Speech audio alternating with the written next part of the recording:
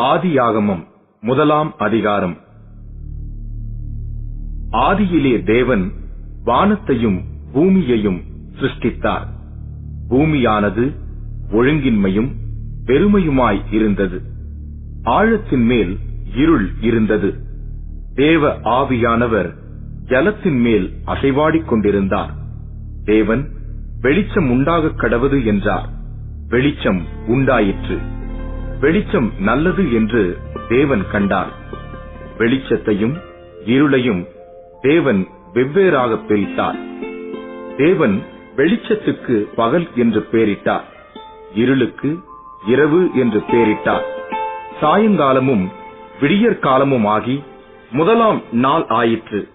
பின்பு தேவன் ஜலத்தின் மத்தியில் ஆகாய விரிவு உண்டாகக் கடவது என்றும் அது ஜலத்தினின்று ஜலத்தை பிரிக்க கடவது என்றும் சொன்னார். தேவன் ஆகாய விரிவை உண்டு பண்ணி ஆகாய விரிவுக்கு கீழே இருக்கிற ஜலத்திற்கும் ஆகாய விரிவுக்கு மேலே இருக்கிற ஜலத்திற்கும் பிரிவுண்டாக்கினார். அது அப்படியே ஆயிற்று. தேவன் ஆகாய விரிவுக்கு வானம் என்று பெயரிட்டார். சாயங்காலமும் விடியற்காலமுமாகி இரண்டாம் நாள் ஆயிற்று. பின்பு தேவன் வானத்தின் கீழே இருக்கிற ஜலம் ஓரிடத்தில் சேரவும் வெட்டாந்தரை காணப்படவும் கடவது என்றார். அது அப்படியே ஆயிற்று. தேவன் வெட்டாந்தரைக்கு பூமி என்றும் சேர்ந்த ஜலத்திற்கு சமுத்திரம் என்றும் பெயரிட்டார். தேவன் அது நல்லது என்று கண்டார். அப்பொழுது தேவன் பூமியானது புல்லையும் விதையை பிறப்பிக்கும் பூண்டுகளையும் பூமியின் மேல் தங்களில் தங்கள் விதையுடைய கனிகளை தங்கள் தங்கள் ஜாதியின்படியே கொடுக்கும் கனி விருட்சங்களையும் முளைப்பிக்க கடவது என்றார். அது அப்படியே ஆயிற்று. பூமியானது புல்லையும் தங்கள் தங்கள் ஜாதியின்படியே விதையை பிறப்பிக்கும் பூண்டுகளையும் தங்கள் தங்கள் ஜாதியின்படியே தங்களில் தங்கள் விதையுடைய கனிகளை கொடுக்கும் விருட்சங்களையும் முளைப்பித்தது. தேவன் அது நல்லது என்று கண்டார். சாயங்காலமும் விடியற்காலமுமாகி மூன்றாம் நாள் ஆயிற்று. பின்பு தேவன் பகலுக்கும் இரவுக்கும் வித்தியாசம் உண்டாகத்தக்கதாக வானம் என்கிற ஆகாய விரிவிலே சுடர்கள் உண்டாகக் கடவது.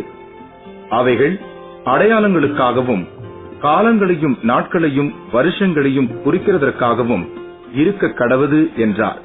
அவைகள் பூமியின் மேல் பிரகாசிக்கும்படிக்கு வானம் என்கிற ஆகாய விரிவிலே சுடர்களாய் இருக்க கடவது என்றார்.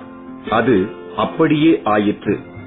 தேவன் பகலை ஆள பெரிய சுடரும் இரவை ஆள சிறிய சுடரும் ஆகிய இரண்டு மகத்தான சுடர்களையும் நட்சத்திரங்களையும் உண்டாக்கினார். அவைகள் பூமியின் மேல் பிரகாசிக்கவும் பகலையும் இரவையும் ஆளவும் வெளிச்சத்துக்கும் இருளுக்கும் வித்தியாசம் உண்டாக்கவும் தேவன் அவைகளை வானம் என்கிற ஆகாய விரிவிலே வைத்தார். தேவன் அது நல்லது என்று கண்டார். சாயங்காலமும் விடியற்காலமுமாகி நாலாம் நாள் ஆயிற்று. பின்பு தேவன் நீந்தும் ஜீவ ஜந்துக்களையும் பூமியின் மேல் வானம் என்கிற ஆகாய விரிவிலே பறக்கும் பறவைகளையும் ஜலமானது திரளாய் ஜனிப்பிக்க கடவது என்றார். தேவன் மகா மச்சங்களையும் ஜலத்தில் தங்கள் தங்கள் ஜாதியின்படியே திரளாய் ஜனிப்பிக்கப்பட்ட சகலவித நீர்வாழும் ஜந்துக்களையும் சிறகுள்ள ஜாதி ஜாதியான சகலவித பட்சிகளையும் சிருஷ்டித்தார். தேவன் அது நல்லது என்று கண்டார். தேவன் அவைகளை ஆசீர்வதித்து, நீங்கள் பலுகி பெருகி சமுத்திர ஜலத்தை நிரப்புங்கள் என்றும் பறவைகள் பூமியில் பெருகக் கடவது என்றும் சொன்னார். சாயங்காலமும் விடியற்காலமும் ஆகி ஐந்தாம் நாள் ஆயிற்று. பின்பு தேவன் பூமியானது ஜாதி ஜாதியான ஜீவ ஜந்துக்களாகிய நாட்டு மிருகங்களையும் ஊரும் பிராணிகளையும் காட்டு மிருகங்களையும் ஜாதி ஜாதியாக பிறப்பிக்க கடவது என்றார். அது அப்படியே ஆயிற்று. தேவன் பூமியில் உள்ள ஜாதி ஜாதியான காட்டு மிருகங்களையும் ஜாதி ஜாதியான நாட்டு மிருகங்களையும் பூமியில் ஊரும் பிராணிகள் எல்லாவற்றையும் உண்டாக்கினார். தேவன் அது நல்லது என்று கண்டார். பின்பு தேவன் நமது சாயலாகவும் நமது ரூபத்தின்படியேயும் மனுஷனை உண்டாக்குவோமாக. அவர்கள் சமுத்திரத்தின் மச்சங்களையும் ஆகாயத்து பறவைகளையும் மிருக ஜீவன்களையும் பூமி அனைத்தையும் பூமியின் மேல் ஊறும் சகல பிராணிகளையும் ஆளக் கடவர்கள் என்றார். தேவன் தம்முடைய சாயலாக மனுஷனை சிருஷ்டித்தார்.